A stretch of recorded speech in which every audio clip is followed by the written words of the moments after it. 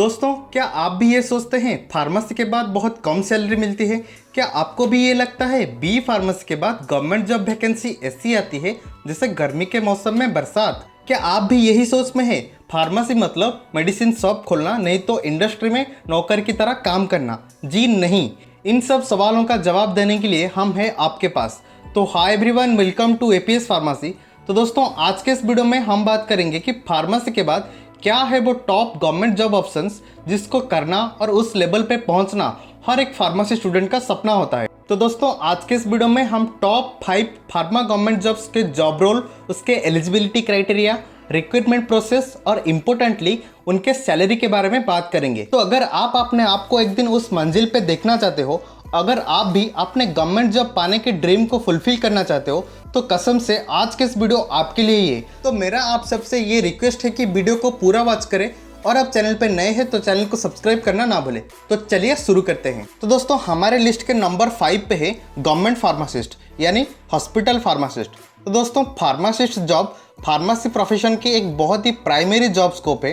तो आप अनेक प्रकार के और अलग अलग सेक्टर में फार्मासिस्ट बन सकते हैं, जैसे कि army pharmacist, railway pharmacist, ESIC pharmacist, navy pharmacist, NHM pharmacist. दोस्तों, एक एक करके हम हर एक फार्मासिस्ट के ऊपर डिटेल्ड वीडियो लाएंगे। तो आप कमेंट कर सकते हैं कि आप पहले किस फार्मासिस्ट के ऊपर वीडियो चाहते हैं। तब तक दोस्तों आप ये वीडियो देखना मत भूलना। तो दोस्तों, फार्मासिस्ट के जॉब रोल के बारे में बताऊं तो हमारे जितने भी गवर्नमेंट के हॉस्पिटल्स हैं, चाहे वो सेंट्रल गवर्नमेंट हॉस्पिटल हो चाहे वो स्टेट गवर्नमेंट हॉस्पिटल हो, सब में फार्मासिस्ट वर्क करते हैं। पेशेंट को सही मेडिसिन डिस्पेंस करना, उनके हेल्थ कंडीशन के बारे में डॉक्टर को अपडेट देना तथा पेशेंट को प्रॉपर केयर प्रोवाइड करके उनको प्रॉपर मेडिकेशन प्रोवाइड करना एक फार्मासिस्ट के मेन जॉब रोल है। एलिजिबिलिटी के बारे में बताऊं तो दोस्तों, फार्मासिस्ट बनने के लिए पहले आपको 12th क्लियर करना होगा, जिसमें आपका मेन सब्जेक्ट में पीसीएम नहीं तो पीसीबी होना जरूरी है।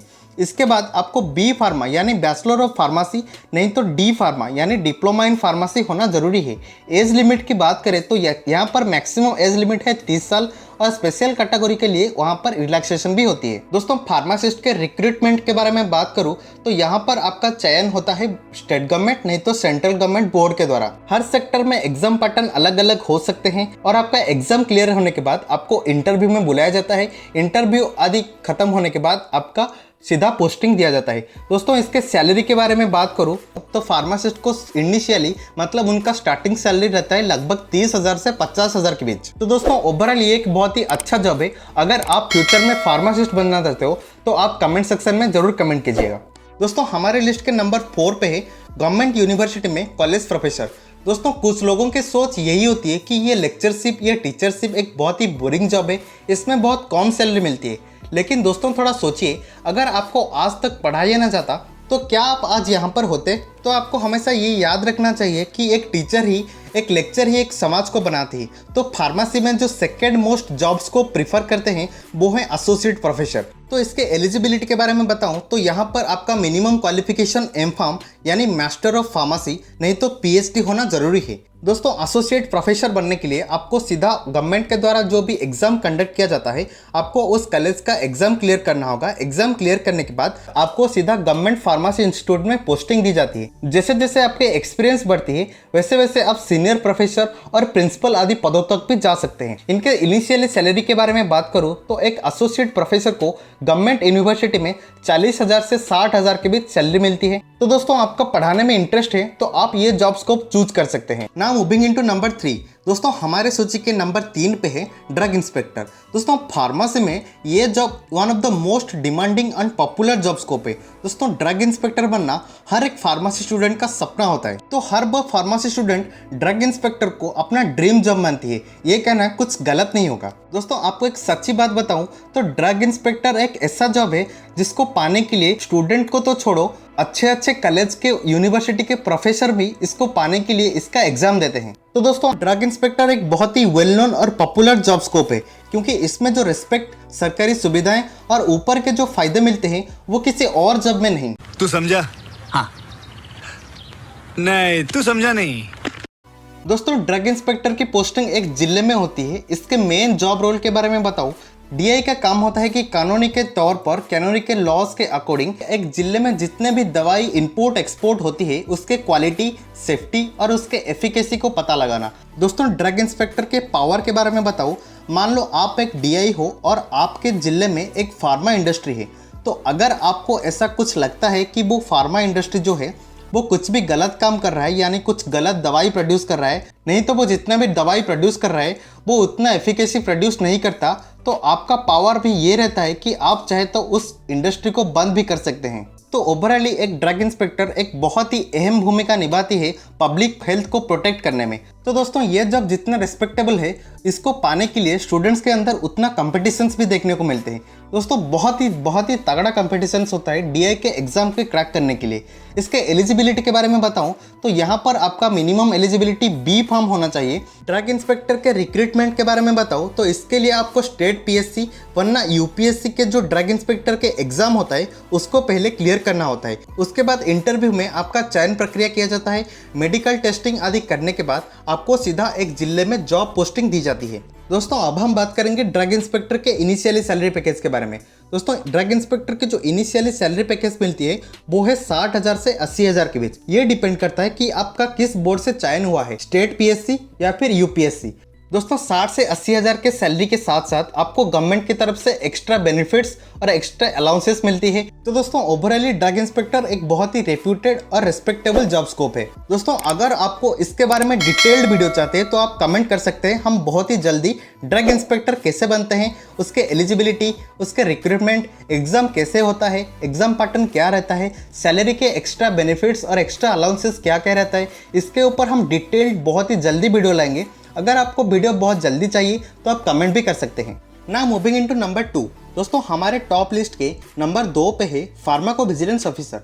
दोस्तों, ये जॉब रोल भी डीआई की तरह काफ़ी मिलता जुलता है, लेकिन कुछ स्पेसिफिकली बात करें तो फार्माकोविजिलेंस ऑफिसर का मेन फोकस यही रहता है कि कौन से दवाई का एडवर्स रिएक्शन यानी दुष्प्रभाव होता है, औषधि संबंधित गलतियाँ और दवाई के सेफ्टी पर ध्यान देना। दोस्तों, हर वो गवर्नमेंट ऑर्गेनाइजेशन जहां पर हर रोज़ बहुत सारे दवाइयों का बहुत मात्रा में संरक्षण होता है और उनका आना जाना लगा रहता है, वहां पर फार्माकोविजिलेंस ऑफिसर की पोस्टिंग होती है। दोस्तों, कुछ गवर्नमेंट ऑर्गेनाइजेशन जैसे कि central drug standard control organisation और स्टेट ड्रग कंट्रोल डिपार्टमेंट। दोस्तों, इसके एलिजिबिलिटी के बारे में बात करें तो इसके लिए आपका मिनिमम क्वालिफिकेशन बी फार्म नहीं तो मास्टर कंप्लीट होना चाहिए। इसके साथ साथ आपका एडिशनल सर्टिफिकेट चाहिए होता है जो कि है फार्माकोविजिलेंस ट्रेनिंग की।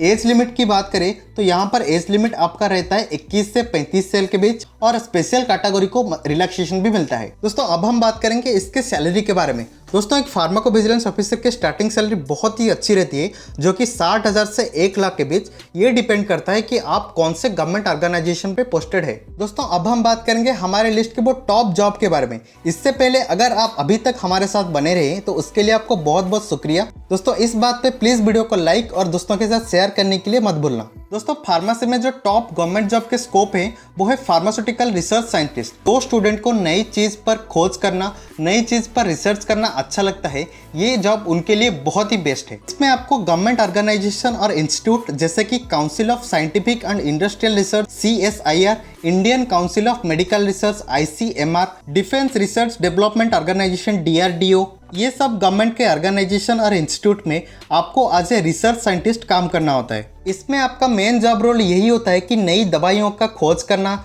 उनके कंपोजिशन को ढूंढना और इंसानों पर वो दवाई कैसे काम करेगा और उसका इफेक्ट क्या होगा, ये सब के ऊपर रिसर्च करना। दोस्तों, फार्मा रिसर्च साइंटिस्ट के एलिजिबिलिटी के बारे में बात करूँ तो यहाँ पर आपका minimum qualification master in pharmacy नहीं तो PhD होना अनिवार्य है। इसमें आपको डायरेक्टली गवर्नमेंट के द्वारा जो भी एग्जाम कंडक्ट होता है उसको देना होता है और उसको क्वालिफाई करने के बाद आपको सीधा उस गवर्नमेंट के ऑर्गेनाइजेशन और इंस्टीट्यूट पे डायरेक्ट पोस्टिंग दिया जाता है as a junior research scientist. तो जैसे जैसे आपके एक्सपीरियंस बढ़ता है और जैसे जैसे आपका काम करने का स्किल्स अच्छा रहता है, इसमें आप सीनियर रिसर्च साइंटिस्ट और बहुत अच्छे अच्छे पदों तक भी जा सकते हैं। तो ये जॉब फार्मेसी के अंदर one of the best government job माना जाता है अगर आप एज ए रिसर्च साइंटिस्ट काम करना चाहते हो। इसके इनिशियली पैकेज के बारे में बात करूँ तो इसका इनिशियली पैकेज रहता है 70,000 से 1 लाख तक, जो कि बहुत ही बढ़िया सैलरी होती है आपके जॉब के लिए। तो दोस्तों ये थे फार्मेसी में वो टॉप गवर्नमेंट जॉब ऑप्शन। तो अगर आपका कुछ भी डाउट रहता है किसी भी जॉब को लेकर तो आप नीचे कमेंट कर सकते हैं, हम बहुत ही जल्दी उसके ऊपर डेडिकेटेड वीडियो लाएंगे। बाकी अगर आपको गवर्नमेंट जॉब के ऊपर इससे भी ज्यादा इन्फॉर्मेशन चाहिए तो आप लेफ्ट वाला वीडियो क्लिक करिए। अगर आपको फार्मेसी के बारे में overall information, overall job scope चाहिए तो आप राइट वाला वीडियो क्लिक करें। तो दोस्तों आज के लिए बस इतना ही। आशा करता हूँ आपको वीडियो हेल्पफुल हुई होगी। अगर आप चैनल पर नए हैं तो चैनल को सब्सक्राइब करना मत भूलिएगा। तब तक के लिए टाटा।